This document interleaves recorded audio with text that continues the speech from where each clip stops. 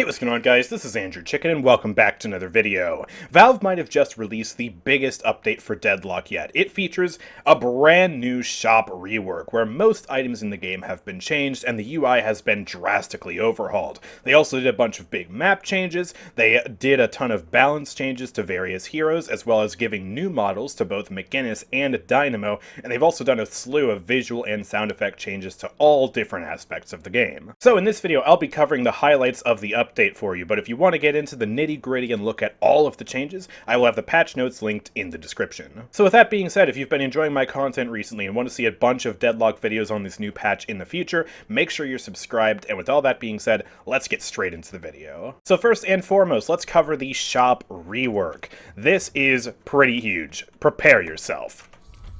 Whoa, this UI is pretty crazy. They have reworked the entire display to make it look much more in line with the actual mysterious sort of 1920s New York style of Deadlock's universe. So this is already pretty fantastic, and a lot of the items have been drastically changed. So first of all, let's talk about your actual item slots and the power increases that you get from each of your items. So you'll notice on the bottom left here, we are actually missing slots. We have 4 flex slots and then 8 slots, and these 8 slots are not confined by item categories, so you can put any item in any slot. We can buy, for example, 8 gun items, just like this, and not buy any other items from any other categories if we want. But the overall amount of item slots that we have has been reduced. And the way you get these flex slots is still mostly the same. However, they have updated the final 2 flex slots. You get your 3rd flex slot online after you destroy 2 enemy walkers instead of 3, and you get the 4th flex slot online after you destroy a set of base guardians. You don't need to kill the shrine anymore. And as you buy these items, you will be able to upgrade your overall gun power as seen down here. So because we've invested a bunch of souls into our weapon damage, we will have this 52% weapon damage increase. And so it's based on total investment now, as opposed to giving a certain amount of weapon damage with a certain type of item. And also, as you can see here, if all your slots are full, it will highlight the lowest tier items that you have available to make it easier to tell which items you would rather sell at any given moment. Now let's talk about the actual item changes themselves. There are too many to cover every single item in this video, and so I highly encourage you to get on Deadlock and read through all the items for yourself. Sadly, they didn't include an item list in the patch notes, although it would probably double the size of the patch notes, so it does take a little bit of sleuthing. But you'll notice that, first of all, the prices have changed. So tier 1 items are now 800 souls,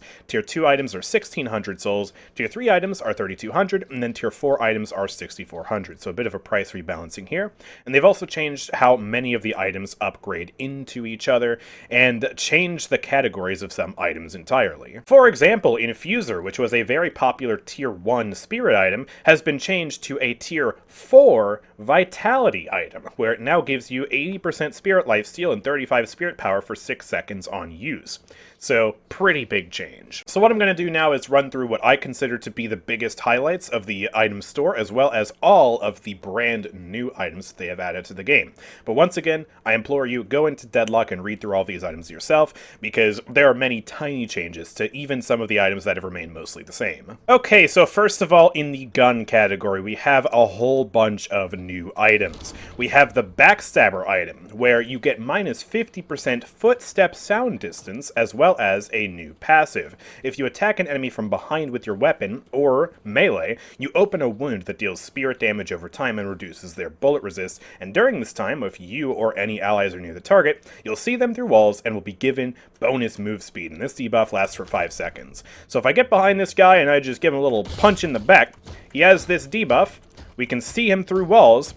It's a pretty crazy new item, and it would be really good on someone like Haze, who has the ability to go invisible and sneak up behind a target. And we also have Opening Rounds, which is a pretty simple new item in the tier 2 category. It causes your attacks to have additional weapon damage against enemies that are above 50% health, so a pretty powerful sort of opening round. Whoa, crazy name. Split Shot is a pretty crazy new tier 2 item. Check this out. It's an active item, which allows us for a brief time to have multi-shots.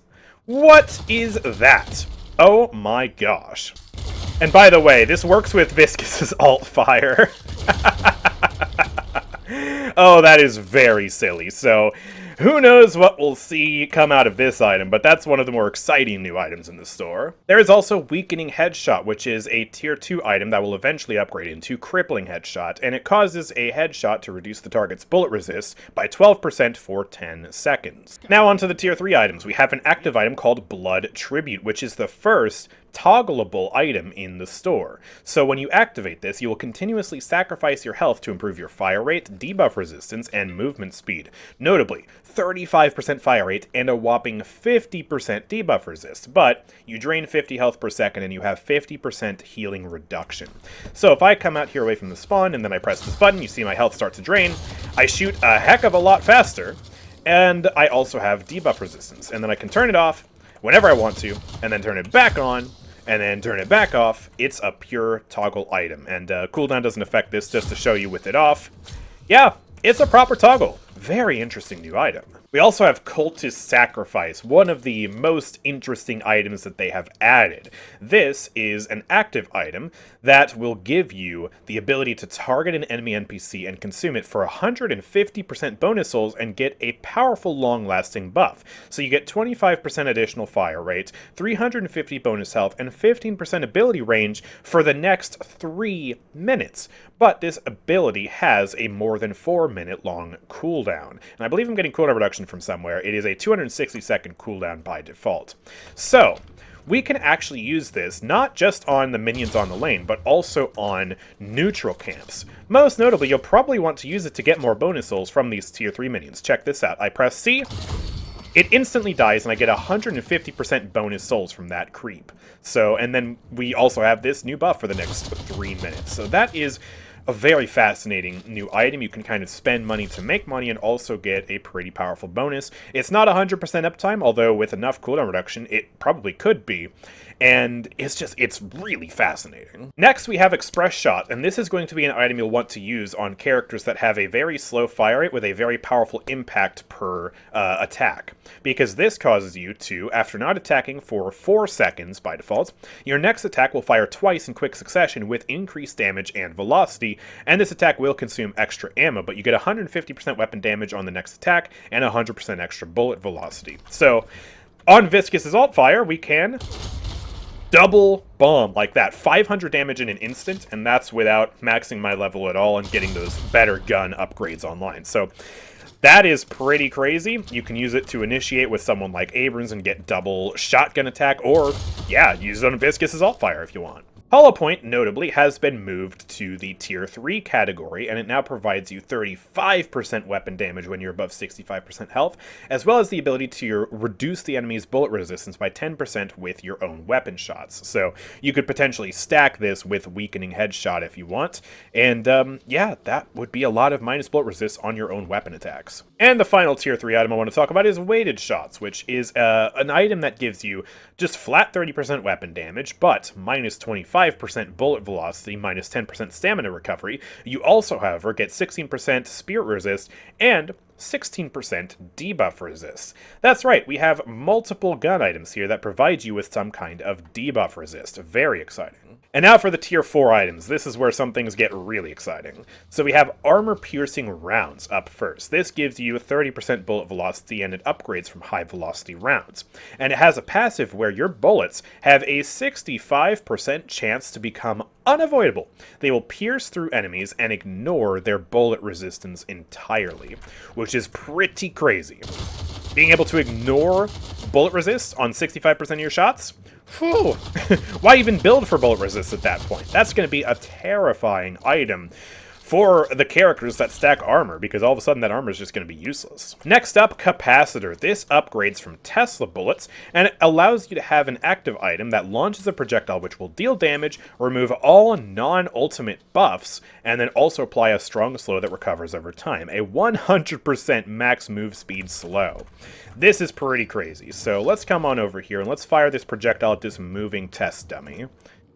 Ah, don't miss. That is a very hefty slow, and it slowly will wane until eventually he's moving back at full speed. But that was a several second long chunky slow.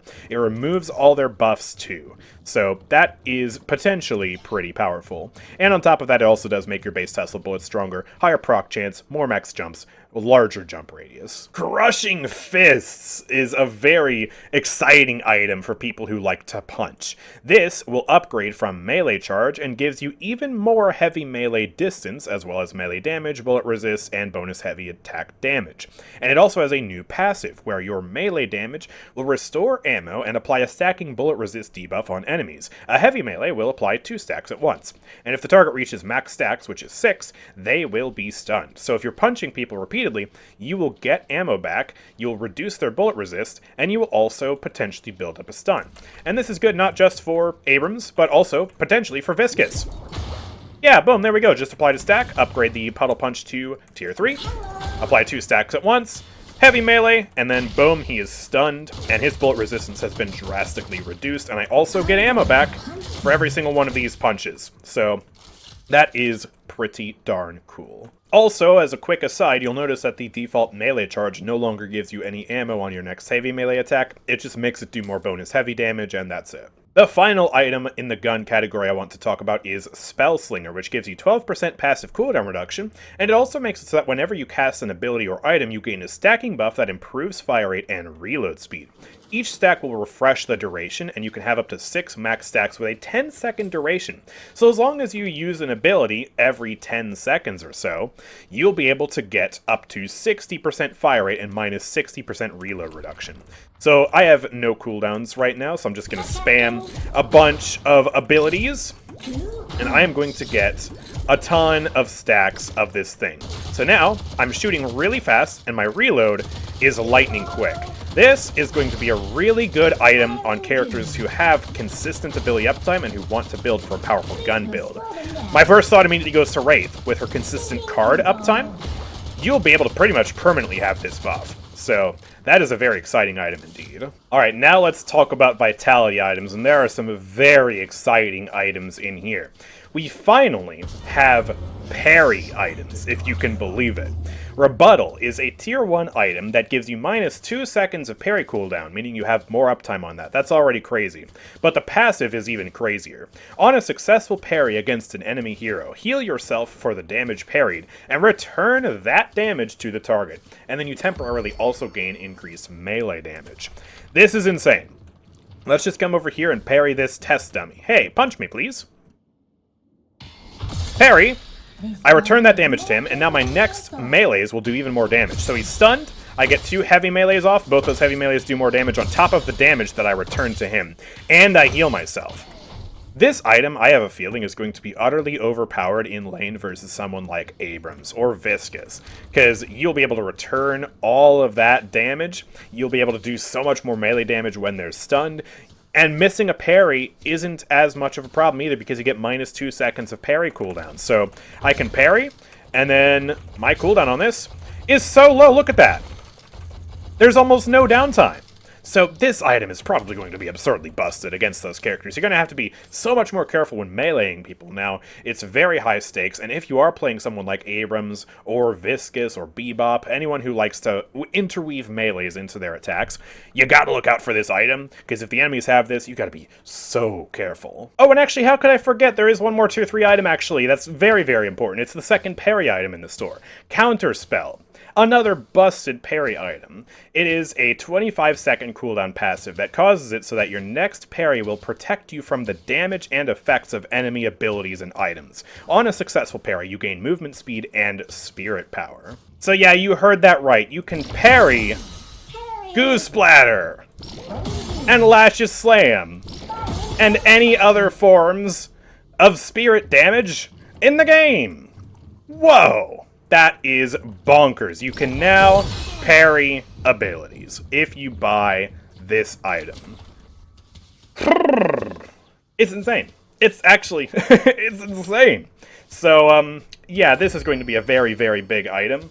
Honestly, I wonder if this would end up getting moved to the tier 4. This seems ludicrously powerful. Being able to parry Lash Slam I mean, come on, that's insane. Now let's talk about our tier 2 items. So the barrier items, Enchanter's Barrier and Combat Barrier, have been reworked to provide damage reduction instead. We get 18% bullet resist, and then while we're above 65% health, we gain weapon damage and bonus fire rate, and the same is true for Enchanter's Emblem here. It gives us spirit resist, as well as our spirit power and cooldown reduction. And we have 2 new barrier items here. We have Spirit Shielding and Weapon Shielding, both of which provide similar effects. So we get a little bit of out of combat regen, and then passively, with a 40-second cooldown, we gain a barrier whenever we take significant spirit damage from enemy heroes in a small time frame, and this barrier will scale with spirit power by 1.2.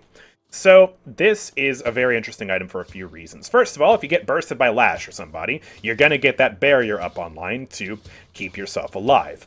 Also, barriers have been reworked, and so we can talk about that briefly. Instead of having Spirit Shield and Bullet Shield, we now just have Barrier. It just gives you temporary extra hit points. And these barriers are also now affected by increases and decreases to damage reduction. Previously, they were not, so they functionally just work like a little bit of extra health. Also, Divine Barrier has been moved around. We now have Guardian Ward as the tier 2 item, and then Divine Barrier has been upgraded to a tier 4 item, so let's talk about that.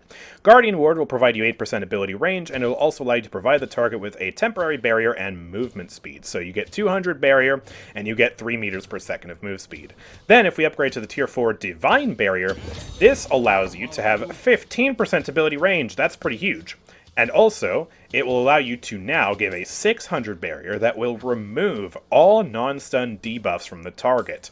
So, think stuff like Infernus's damage over time, Jin's Mark, fixation stacks, slows, negative resistances, heal bane, all of that will be removed with this Divine Barrier. So a very powerful supportive item here in the tier 4 category. Now let's talk about tier 3s. We have some changes to how the armor items work. So we have Bullet Resilience and Spirit Resilience. Both of them do the same thing, but for bullet and spirit damage. We get passively 30% bullet resistance, and then when we're below 30% health, we gain an additional 30% bullet resist on top of that, so 60% in total. And this means that it's a lot easier to damage you when you're above 30% health, but when you're below 30% health, you have like one final stand to make yourself really tanky and hopefully not die. So just a change to how it works, but it is still a very powerful armor item. Debuff Remover also has 2 very interesting changes that are ultimately net nerfs to the item. Actually, technically 3. First of all, the debuff resist has been reduced down to 30%, but also the active item will now no longer purge ultimate effects. This is very, very important, specifically if you're a Pocket player. Pocket's ultimate can no longer be removed by Debuff Remover. That is a very, very big change. And also, the other change is that you can no longer buy Debuff Remover and Unstoppable simultaneously. Debuff Remover is actually now a stepping stone to get to Unstoppable. Unstoppable will upgrade from Debuff Remover. So, yeah, that is a pretty big deal. Debuff Remover feeling a lot worse this patch, although still a very necessary item against characters like Bebop, Seven, Infernus, characters like that. And before we talk about the 2 new Tier 3 items, let's also quickly discuss Veilwalker. It has been moved down to a Tier 3 from a Tier 4. They removed the barriers that you get when walking through a Cosmic Veil, but you still go invisible, you still get movement speed, and you still get a heal. So, a little bit worse, but a lot cheaper now, which makes it much more accessible. Alright, now let's talk about the new items. We have Fury Trance, which is an active ability that induces self-sabotage in order to gain ridiculous gun buffs. So, if we use Fury Trance here, we will be silenced, but we gain a metric crap ton of fire rate, and we also get 40% bullet resist for the duration of that silence. So, if you're super gun focused and you don't care about any of your abilities, this might be a good pickup. Personally, I probably won't ever buy this item because I just love using abilities, but it's a very interesting choice for those who are ultra dedicated to their gun.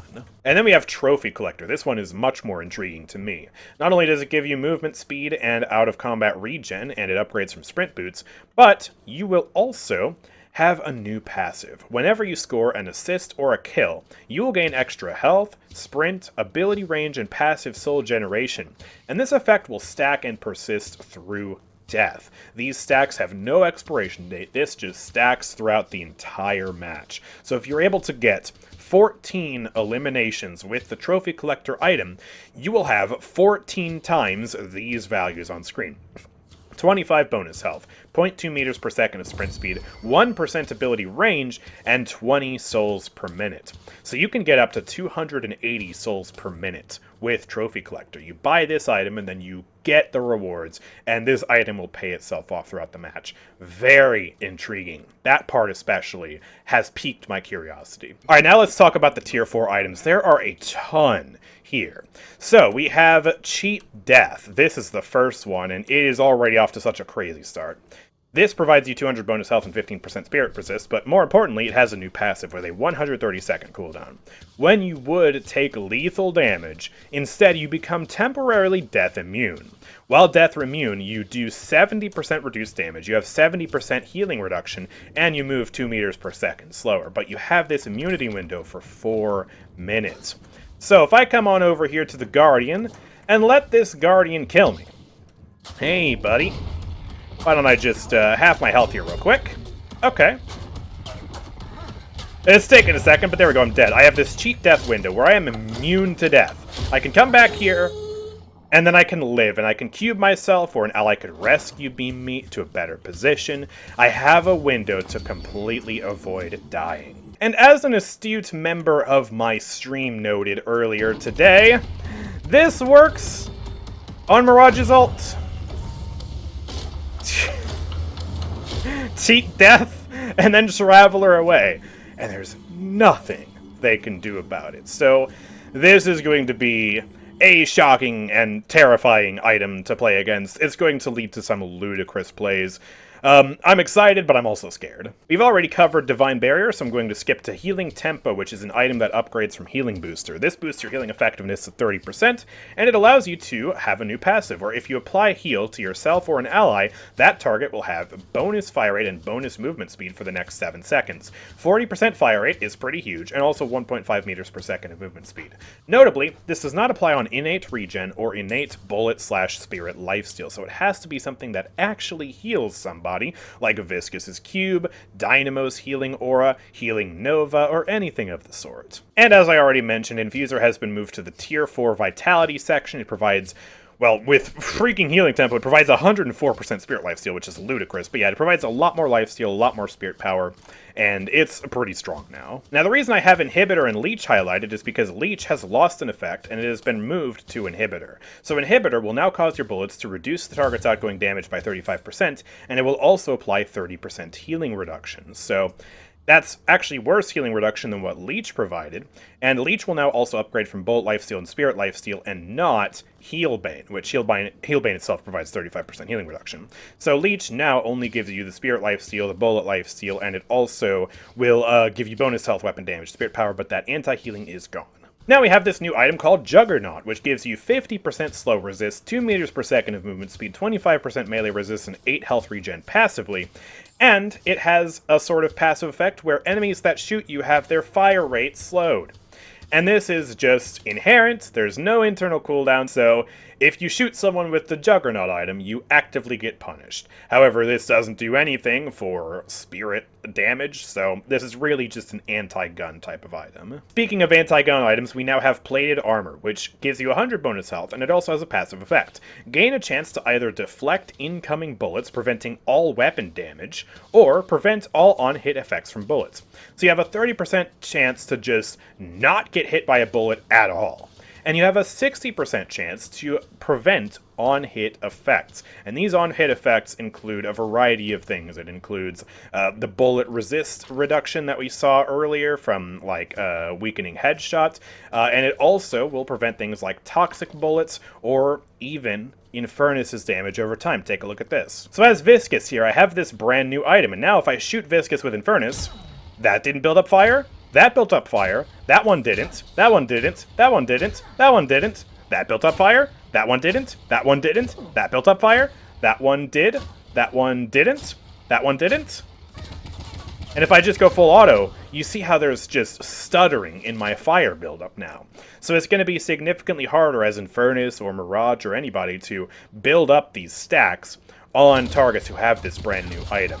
This is a devastating item against Infernus, Haze as well with Fixation.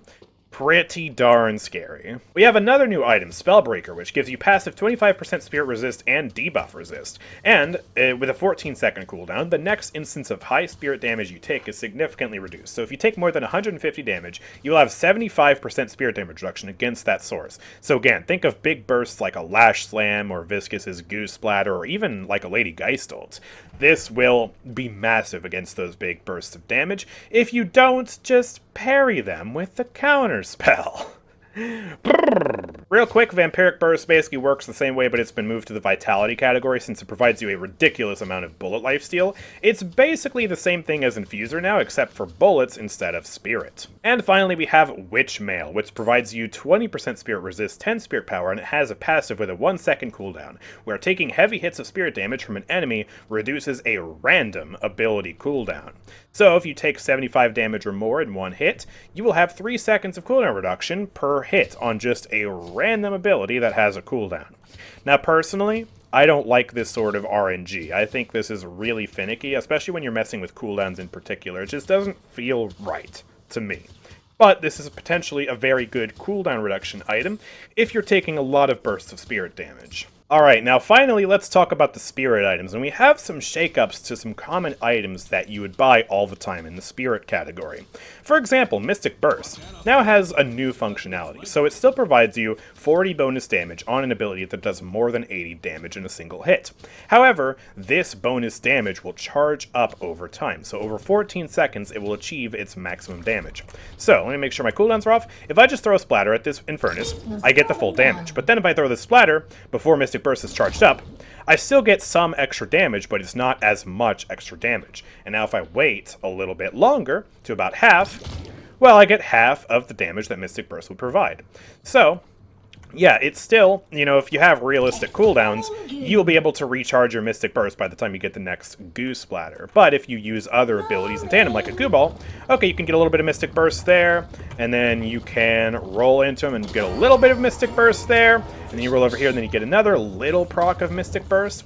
And so instead of having it just have an internal cooldown and you only get the Mystic Burst once and then you have to wait, now you get several smaller instances of Mystic Burst. And the same is true for Improved Burst, which has now been renamed to Tank Buster, but it still effectively works almost the same as Improved Burst, just with a shorter ramp-up time, and it also does that 7% max health bonus damage with an additional 40 flat damage. But now let's talk about the early range, cooldown, and duration items. These are all now imbued. So Mystic Expansion here is the range item, and you imbue an ability to increase its range and effect radius by 20%. So this is a more powerful ability range upgrade than before, but it's only for one ability. So in this case, I can only put it on, let's say, my Goose Splatter.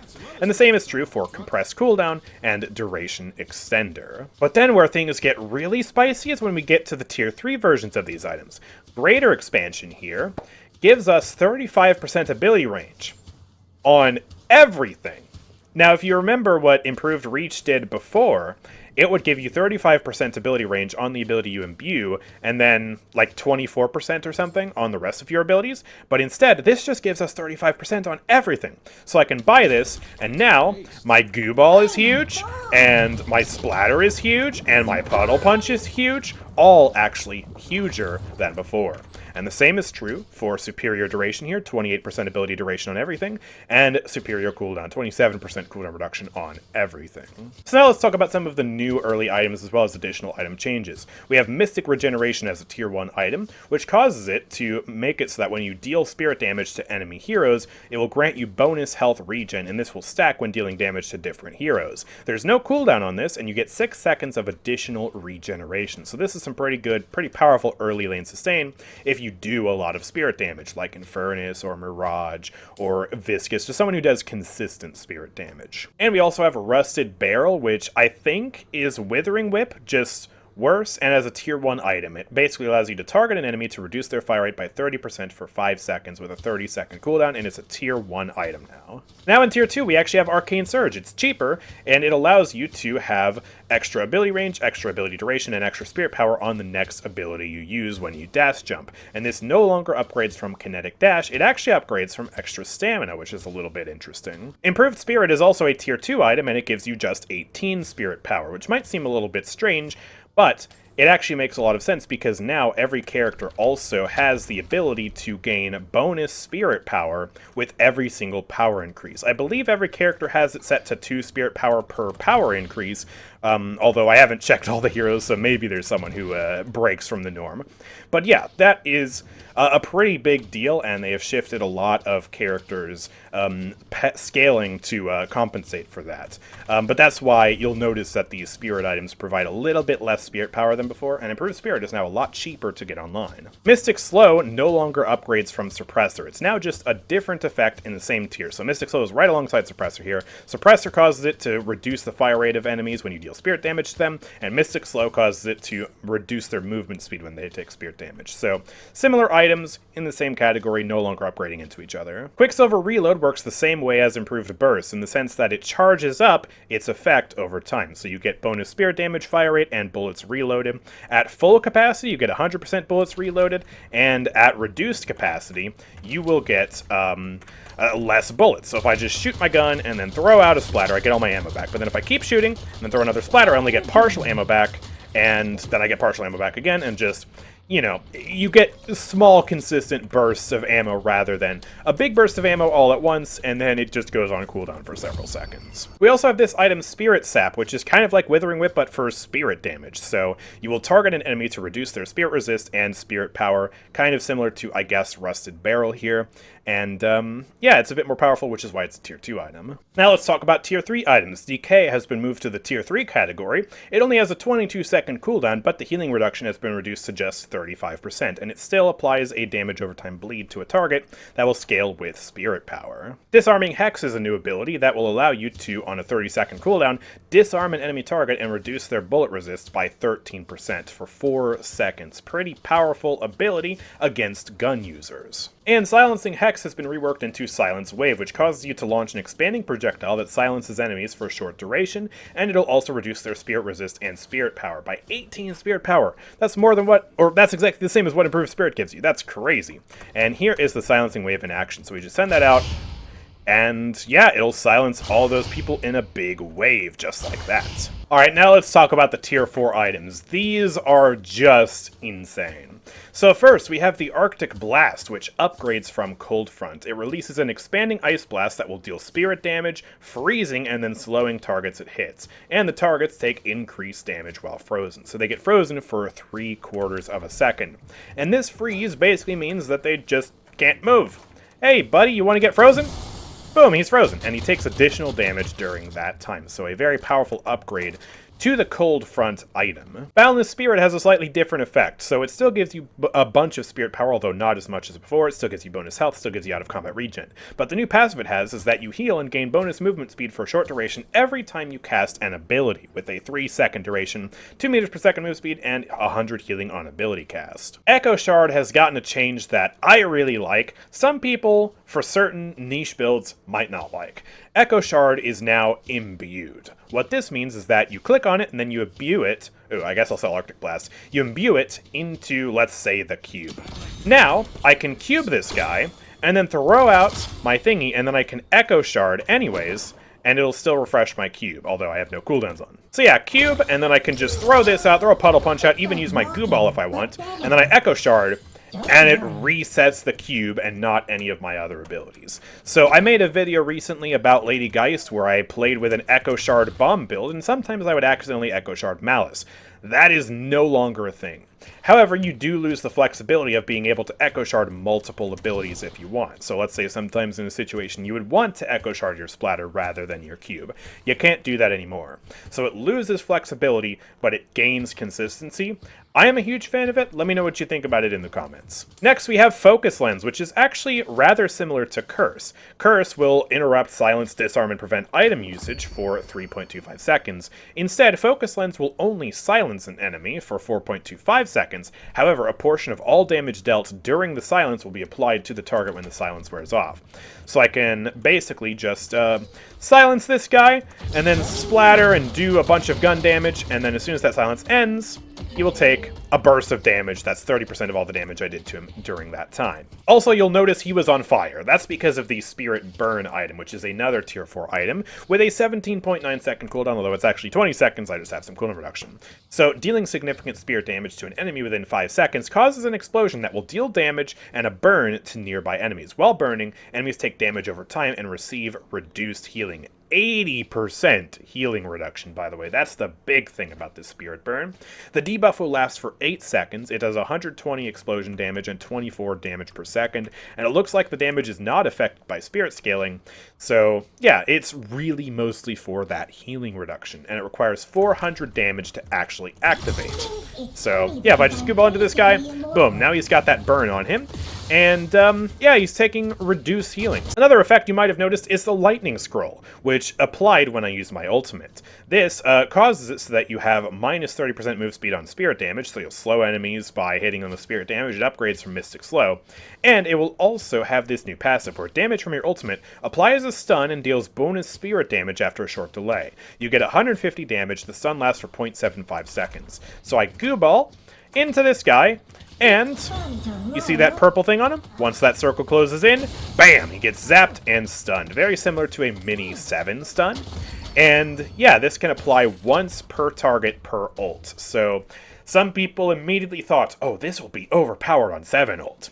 And it probably still is really good on 7 ults, but yeah, this can only apply once per target. So yeah, you're not going to get repeat applications of the Lightning Scroll. Mercurial Magnum is an item that upgrades from Quicksilver Reload, and it functions very similarly. You get bonus spirit damage, bonus fire rate, and bonus bullets on use, and until your next reload, your bullets will deal bonus spirit damage based on your spirit power. So if I throw my Gooball here, which is what Quicksilver is imbued on, I now deal spirit damage alongside my gun damage until I reload. So I want to try to not reload if at all possible.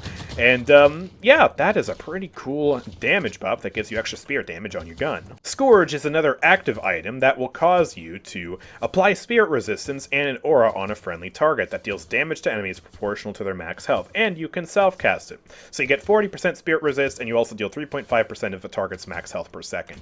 So this is an item that you could buy on a supportive character like Viscous, pop it on, let's say, a Yamato or an Abrams that's going in, and then they will have this DOT range around them that deals a ton of damage to the enemies, and it'll also make them significantly tankier for a short amount of time, or actually a reasonably long amount of time. That lasted for several seconds, so potentially a very, very powerful item. And also, as the Yamato or Abrams, you could just buy this yourself, do it yourself, and that could also be very good. Finally, Vortex Web. This is just disgusting. So you have a 42-second cooldown on this, and it'll cause you to throw a vacuum grenade, pulling all enemies into a small area and applying slowing hex. It has an 11-meter radius, and it'll be affected by range items. So, yeah, you can just suck in enemies like that and get them nice and grouped up for whatever you want. A Dynamo ult, a Bebop bomb, a goo splatter, a goo ball. Oh, it's terrifying. It's absolutely terrifying. The possibilities with this item. Ugh, they have me quaking in my boots. So yeah, those are all the new items and all the big changes that I wanted to discuss. But again, there are so many item changes. We've been here for, what is that, at least 30 minutes talking about these items, and I didn't even cover all the nitty-gritty changes. Like the fact that extra spirit isn't a stat stick anymore. It just gives you 10 spirit power, and that's it. Whoa, it's crazy. So, yeah, read all of the items for yourself, but those are the highlights of the new item store. Now, let's talk about builds. Builds have been drastically changed. So, first of all, you have this brand new UI. It looks pretty good. Again, it looks like it lines up much more closely with the actual aesthetic of this game, so that is pretty awesome. Now, if we press edit here, we'll notice a couple of new things. First of all, we have the ability to assign tags to the build, and so if you're publishing a build, you will be able to add these tags and people will be able to see what your build is about. For example, this is a Puddle Punch Viscous build, so I would want to mark the Puddle Punch as a tag, and we could also tag this with melee, because obviously we're doing melee with this build. And then we could also tag an important item like, I don't know, Rapid Recharge, to designate that, yeah, this is a punch spam build. And then you can also, yeah, edit your descriptions, your build name, your description, all of that. And yeah, it's just a nice, clean, new UI. And if we go up here to the top right and click on Build Browser, you will now be able to see the new build browsing menus. So you have your builds here, you can have favorited builds, and you can also have this public builds tab where you can look for all of the new latest builds. And if you want to publish your own build, then you just click the publish button here in the build browser. This is where you do it. And yeah, you get to see all of these wonderful tags. So here's my punchy Viscous build. And then we also have Gun Viscous. Whoa. It's got all the weapon tags. That's crazy. So yeah, these tags should help you find the type of build you're looking for more effectively. You can also search by tag. So let's say I want to search for a goo ball build. Well, I can search by tag and see that only 5 goo ball builds have been made at this time with the brand new system. So that is a very nice new functionality by Valve. This new build browser and build creation system is super nice. Another thing you can now do is go up here to the quick buy thing, and then you can queue your entire build to be purchased just as you progress throughout the match. And so that is a very nice thing for people who are kind of lazy and just want to have the build by itself as they go and not think too much about it. And you can also auto-queue your selected build at the game start if you don't want to manually go in here and do it every time. One more build-related thing you can do is you can actually come into the scoreboard of any match, and you can create a build based on what the player was actually using in that match. So let's say I want to steal Shiv's build from this match I played before the update. I can press this, which will create a local unpublished build based on the items the player purchased in this match, including imbue targets and the order in which the items were sold, just like that. So now I have this copy of their build. This is what they bought during the match. So if you see someone who's doing really good, then you can steal their build and play just like them. Furthermore, in the actual build, you can change your imbue suggestions. So I can click on this Surge of Power here, come over here to Edit Item, and I can say, oh, let's change the imbue target to Slice and Dice. And then I can also add my item annotations here. Hi guys, subscribe to AndrewChicken, and now that should appear on the Surge of Power now. So, yep, there we go. We got the annotation and the imbue suggestion. And when you go to buy this item now, it will suggest what ability to imbue, just like this. And when you queue it up in the auto buy, it will just automatically imbue it. So now my Slice and Dice is automatically imbued with Surge of Power. Another thing you can do is mark a category as optional over here, and items in this category will not be included when the build is added to the queue. So this is for stuff like a situational category. We have things like specific armors, debuff removers, stuff like that. And also marking it as optional is just a good way to indicate to people that, hey, not all of these items in this category are mandatory and you can just buy as you go. So yeah, build crafting has been seriously improved in this update, and I can't wait to experiment with all these new items and come up with some crazy builds, because whew, this patch has completely shattered the previous meta. Now let's talk about the changes to the map. I'm just gonna turn around and show you what they've done to the base here.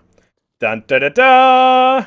Whoa, they have completely changed how this base room looks. It now looks like almost like the Pantheon in Rome. You've got this giant concrete dome with sunlight peering through the top hole there. And yeah, this is a lot more grand. You have these bridges, you have these base bosses, you have stairs going up into the base. It feels like you're attacking, sieging this tough complex. You have a throne up here as well, where the patron is meant to sit. And you can also kind of steal their throne if you want. It's very silly. And when the patron is defeated, just like this throne will descend into the ground, and honestly, it kind of just disappears. It looks a little lame. But yeah, the throne will disappear into the ground, and then the patron pit will be in here. This is where you do the dramatic fight. And you can also come up into the enemy's base from here. So, yeah, this is a pretty cool new base overall. The shrines are tucked away back in here, and it all just feels so much more dramatic and mystical. I really like this change. So let's talk about some of the other map changes, besides the fact that this base just looks incredible from the outside, too. It's like a giant version of the museum that we all miss. So, yeah, they have done some changes around this side of the map by these statues and these farms in particular, just outside of the blue lane. So, we have this sort of building here now. You can actually climb on top of this, and this is just a lot easier to get over now. And you have this bridge also connecting you to the other platform over here, so you just have more ways to kind of ebb and flow in this sort of area over here. I really like this. It opens it up and it just gives you more room to play with. And they've also done some incredible new visual changes to just all kinds of parts on the map. Like, I really like this in particular. It just looks so cool.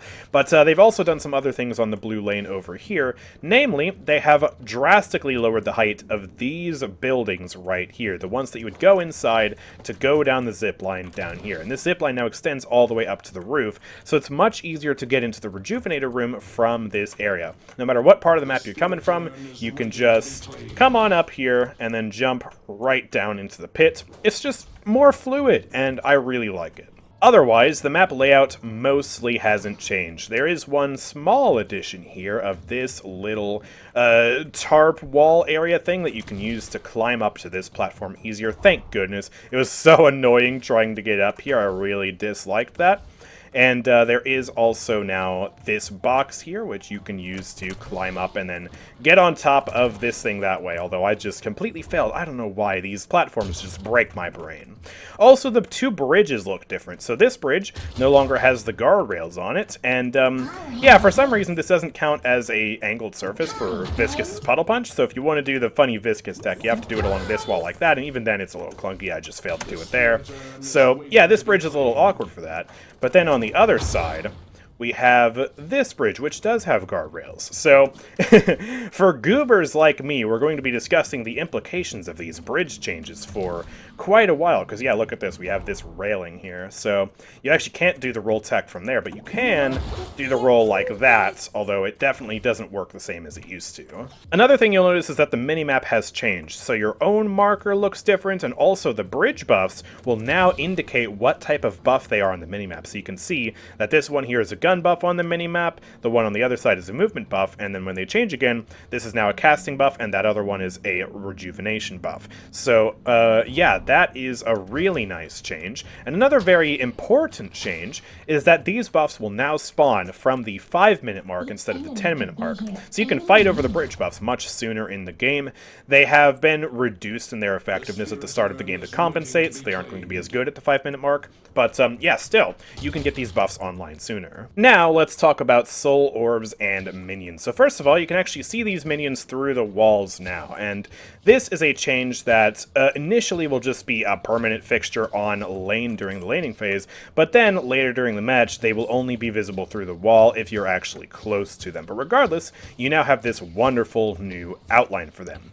And the soul orbs will now automatically give you ammo back when you deny them. You'll notice that Ammo Scavenger wasn't in the shop. That's because the ammo restoring function of Ammo Scav is just a base feature now. And also, the soul orbs have had several changes to improve their reliability, and they've changed the visual effects as well. So they should hopefully feel better when you're trying to confirm and deny the souls. And yeah, it's just... they're trying to make the soul-denying feature feel as good as possible. Neutral camps have also slightly been buffed in terms of the amount of souls that they actually give you. They have also changed how these crates look. You can break these to get soul vials, although I just got really unlucky there, but yeah, you're supposed to be able to break them, yeah, to get some soul jars there. And they have boosted the chance that you get souls from these boxes, as well as buffs from these urns.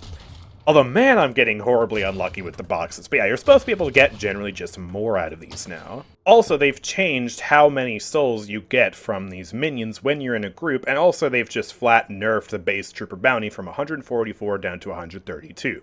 So the bounty split now is more punishing if you're in a large group. So if you're just alone on the lane or you're with 2 people on the lane, the split is the same. But if you have 3 people or more on the lane, you'll be receiving less souls than you did before. Another important change is that the losing team now has a comeback mechanic on all souls gained throughout the match. So you get 25% more souls from troopers, neutrals, vaults, and objectives based on how far behind they are. This will peak at 20% max net worth delta, so if you're 20% behind the enemies, you'll get the full value of this, and the first 3k and the net worth difference is ignored. So if you're 3k behind, you don't get any benefit. The only souls this doesn't appear to affect are the souls you get from kills and eliminations, and you do actually get comeback values on hero kills, just naturally, that's always been in the game. Those values have been reduced by 15%. But this is a very, very big deal. If you're behind now, you're your farming will be much more effective and you have a much greater chance of coming back and getting back into the game. They have also nerfed the zipline speed boost. The speed boost has been reduced from 130% to 80%, and also the cooldown has been increased from 280 seconds to 360 seconds. They have also made it so that the zipline will glow in the world when someone is zipline boosted on it to make it clear that someone is actually boosting on the zipline.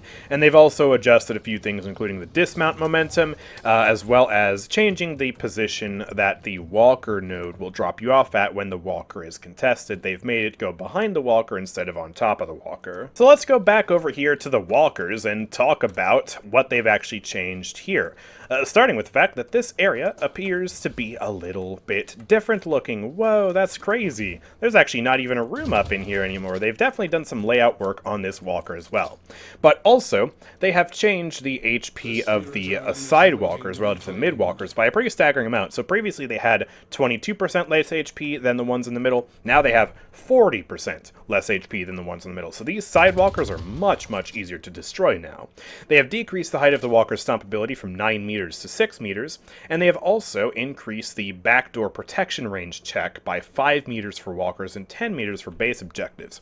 So it's harder to backdoor a walker now without being noticed. It's much easier for the walker to see you and alert the entire team that this walker is under attack. So you can still backdoor the walkers, it's just harder now. Walkers also gain inherent resistances based on how many enemies are around, and those values have been changed this patch. So previously they had 0 resistances if there was 1 person nearby, and then the resistances would scale up to a maximum of 40% based on the amount of players nearby, 8% per tier.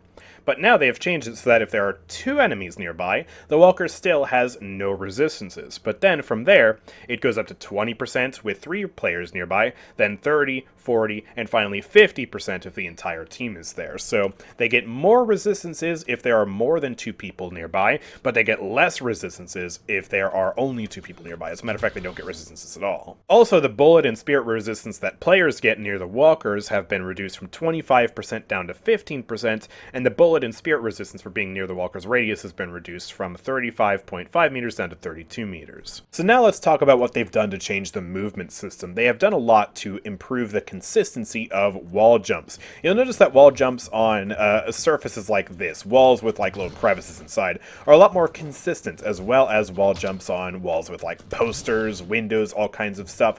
That has generally been fixed. It feels a lot more consistent. And the wall jump launch has been simplified. There's now just one launch direction, but in combination with increased air acceleration, the same variety of moves is still possible, and they increased air acceleration to improve wall jump controls. So now I can wall jump against the wall just by holding W into this wall, or I can also hold A and wall jump from the side, or hold D, wall jump from the side like this. But if I walk up to the wall and press S, it's a little bit less consistent, I've noticed, although it is still definitely possible, and wall jumping should, as a whole, just feel way, way better this patch. They've generally just fixed a lot when it comes to the consistency of your wall jumps, the air control of your dashes, and movement after wall jumps. All of that should feel even better.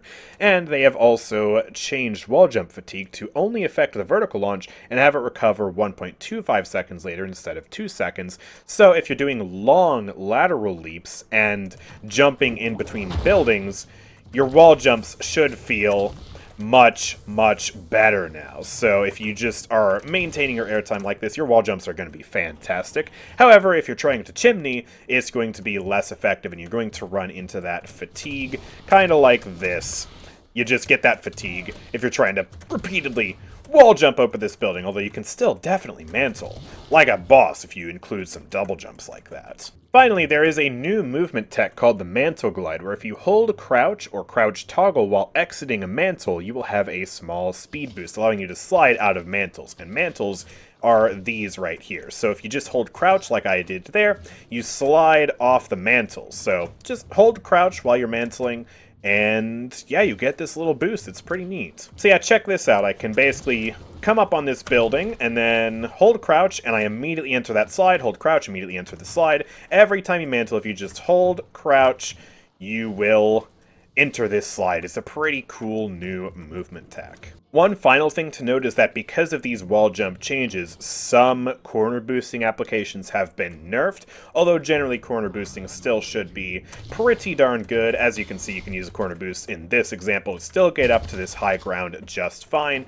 and there is also the corner boosting position over here to get up on top of the bridge. This also works just fine. See, boom, get on the sign, do the corner boost, and get your bridge buff nice and easy. Now, there are a bunch of visual UI and sound changes that are too numerous to cover, and a lot of them are really small, so I'm not going to talk about all of them here. If you want to read all of them, they will be linked in the patch notes down below. This includes, by the way, some hero voiceovers, as well as subtle animation and visual changes, so I will not be talking about those. From here on out, when it comes to the hero changes, I'm only going to be talking about major visual changes as well as balance changes. So let's start off with Abrams here. Abrams has some pretty big changes for the shoulder charge. The base duration of it has been increased from 1.2 seconds to 1.4 seconds, and this is of course the actual charge portion of it, not the stun. And also, the charge now has better support for actually using it in the air, just like that. Whoa, that is crazy. Also, they have drastically changed all of these upgrades, the Tier 1, Tier 2, and Tier 3. So the Tier 1 upgrade now gives you 25% weapon damage on Hero Collide. So if I upgrade this and then collide with this guy, I don't necessarily need to stun him, and I still get this bonus damage. So previously, the Tier 3 gave you a flat bonus damage per pellet. Now it's a Tier 1, giving you a % base weapon damage for 8 seconds. The Tier 2 now gives you 12 seconds of cooldown reduction on the shoulder charge, and then the Tier 3 makes it so that on a wall hit, you get plus 0.2 seconds of stun duration, and you reduce the target's movement speed by 40% for 4 seconds after. So stun them, and then their movement speed is slowed and it's harder for them to get away from you after the charge. They have also buffed the slam radius of seismic impact from 9 meters to 10.5 meters, so it's even easier to hit people with this now. And they've also made it so that if you use it inside of a room, the camera will be a little bit better and easier to see what's going on now. And also important to note, he is one of the characters who got the most when it comes to effects revisions as well as new animations, so just thought I'd point that out. Bebop has gotten a couple of bug fixes. They reworked the hook's code to reduce mispredicts, and they have also, hopefully finally now, fixed it so that when you hook a trooper, Bebop is the only one who hears the success sound, not his allies. Apparently, that still wasn't working when they tried to fix it the first time, and so now it should be properly fixed now. And they have also fixed the hook sometimes not breaking when the target is stuck, just like this. Gets stuck on the wall, sometimes that wouldn't break. And they've also fixed cases where sometimes the target wouldn't be repositioned towards where Bebop is actually looking. So now you can do that, and it just works now better than it did before. Dynamo is looking completely different. Oh my gosh, let's summon a bot Dynamo so we can see this man in all of his glory. He has his brand new model with updated textures and updated model fidelity. He looks very different. His face looks much more different in particular, and he just looks so much better. And they've given him a couple new visual effects as well and new animations. He does a little twirl now into the singularity, and that looks a little bit different. The quantum entanglement also looks a little different, and this rejuvenating aura especially looks a little bit different, but it's mainly the model that has been drastically overhauled here. Now when it comes to balance, they have made it so that the Tier 1 upgrade to Kinetic Pulse applies the same amount of slow and fire rate for 4 seconds. Previously they were different, and they also updated the tick rate of Singularity to be faster, but it should generally do the same DPS. Overall, it should just be smoother. Great Talon has received 2 nerfs, but these nerfs make a lot of sense when you remember that every character is getting spirit power with each of their power increases. So Great Talon's base bullet damage spirit power scaling has been reduced from 0.09 to 0.07, and also his charge shot tier 3 scaling has been reduced from 1.3 to 1.2. But considering that he's getting spirit power passively now from his power increases, this is a necessary change to prevent him from being too strong. Also, they have updated the trap VFX to have this new rope around it. It has a 3D element on top of the visual effects shown here, so it looks really, really cool. Haze now speaks in ASMR. Bullets will rain down on them. I can get past anyone. And her Sleep Dagger now also will no longer wake targets up if they're affected by a damage over time effect. And this is stuff like Infernus's Burn, any sort of bleeds, decay, things like that will no longer wake the sleep target. You actually have to hit them properly with bullets or spear damage or something like that to wake them up. Holliday has gotten a couple of bug fixes, but the major thing is that her voice lines will now no longer play if she misses a target with the Spirit Lasso. So if I just do this, you don't hear the corresponding voice line that she normally says when she ults. You'll only hear that voice line if she successfully hits somebody. So do that.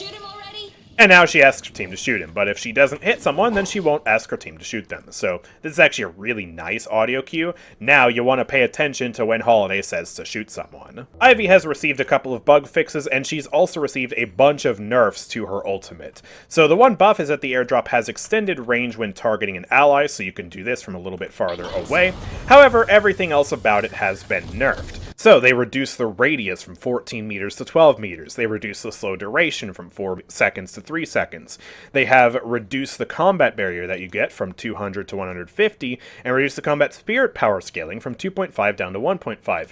And when it comes to the upgrades, they reduce the tier 1's duration from 12 seconds to 8 seconds, reduce the tier 2 combat barrier from 300 to 200, and then they reduce the duration of the silence on tier 3 from 4.5 seconds to 3 seconds. So nerfs across the board to this ultimate. However, yeah, I guess it was a pretty strong ultimate, so maybe we should have seen this coming. Lash's base spirit resist has been reduced from 15% to 10%, and his ground strike spirit scaling has been slightly reduced from 0.05 to 0.04. Again, he gets spirit power with every power increase, so that's why they reduced the scaling there. And they have also updated the Death Slam to have some new effects.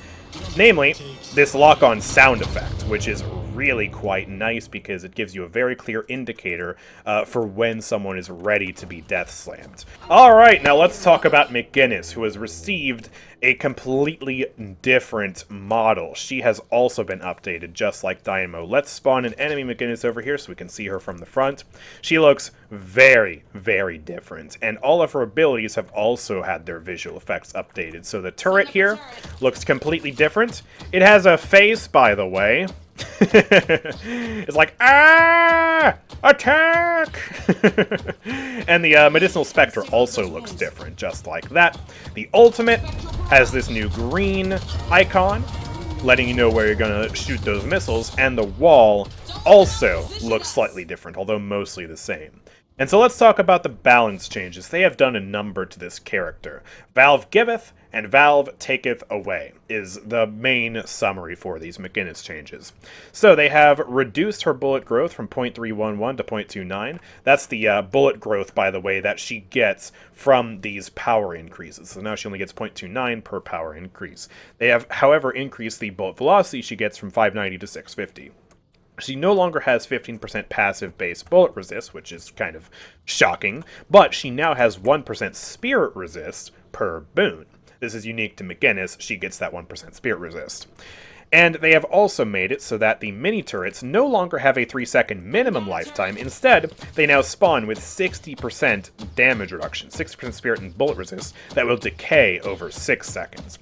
So this is a change to make it so that you can theoretically, yeah, destroy the turret almost as soon as it spawns, but that waning damage reduction will make them pretty tough to kill, and so hopefully you'll get more uptime on them, but it also won't be confusing the enemies, being like, hey, why won't this stupid turret die? Ah! They have also reduced the duration that the Tier 3 upgrade gives from 18 seconds down to 14 seconds.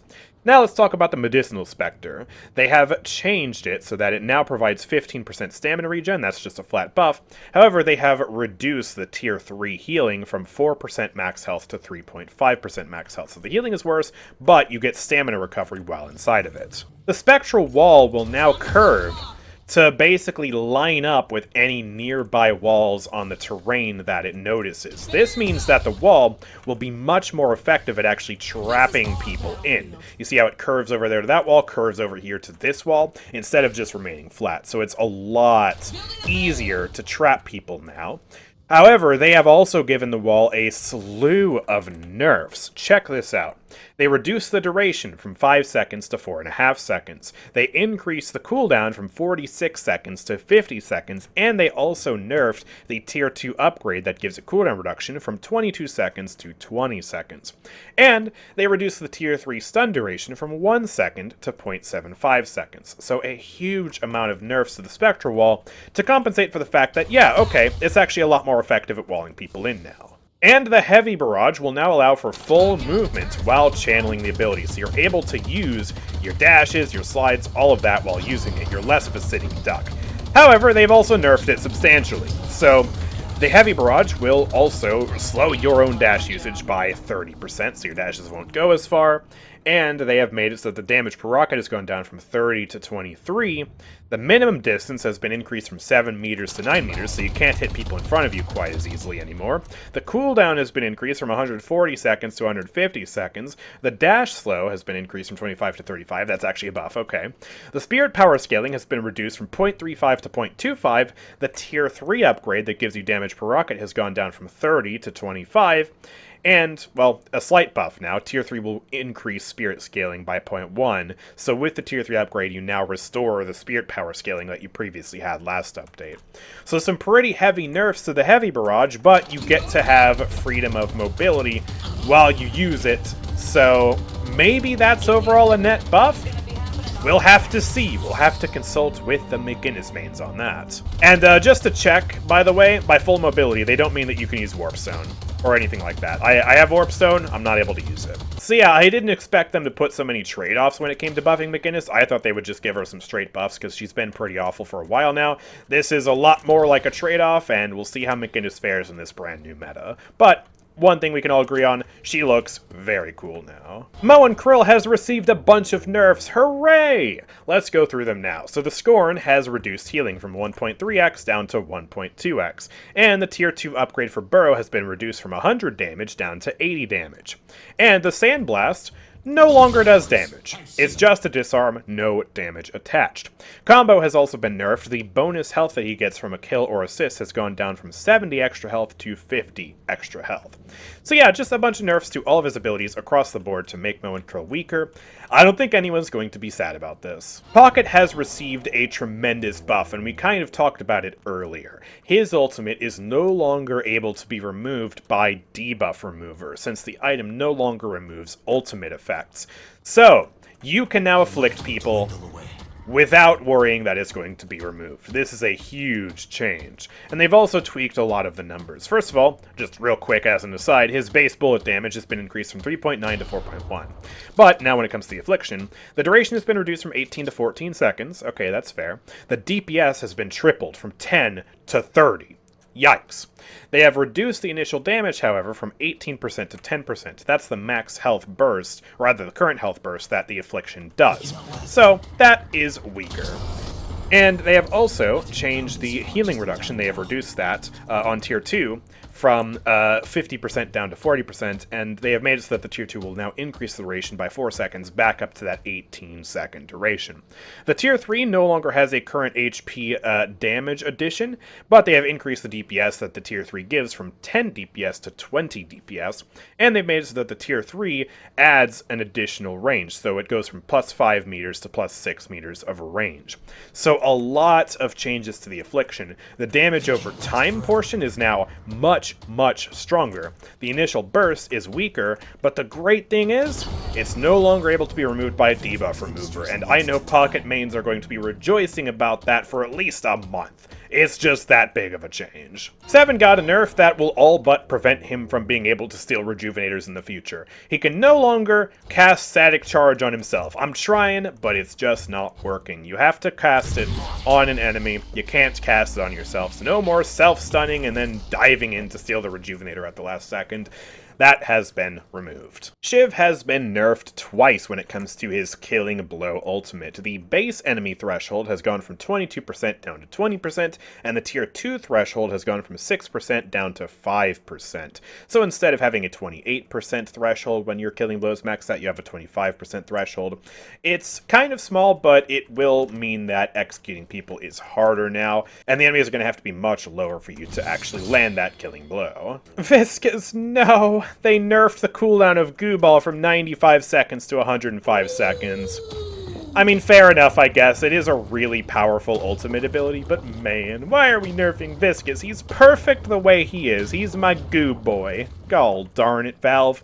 They've also given him some visual effect changes as well as a couple of bug fixes. And finally, Wraith has received a gun fall-off nerf. So the fall-off range has been changed from a minimum of 20 meters to a maximum of 58 meters, down to a minimum of 18 meters before she starts receiving fall-off, and then 52 meters at which she receives the maximum fall-off. So you're going to have to get just a little bit closer with Wraith now, but this ultimately shouldn't hurt her that much. And that is basically going to do it for this latest update to Deadlock. There are a bunch of visual changes, sound changes, bug fixes that I have left out that you'll just have to go read in the patch notes down below. I can't cover them all here, otherwise this video would be hours long, and we simply don't have time for that. So once again, I implore you to go check that out. Link is in the description. But yeah, let me know what you think about this new update in the comments section down below. Do you like the new item changes? Do you disagree with the direction of the game? Do you like the balance changes? Do you like the map changes? There's so much content to explore, and we're going to be doing a ton of build testing here on the channel. So if you want to see more Deadlock content from me in the future, please consider subscribing to the channel. It really helps out a ton. And make sure to like this video if you found it to be helpful. But with all that being said, thank you guys for watching, and I will see you all next time. Peace out.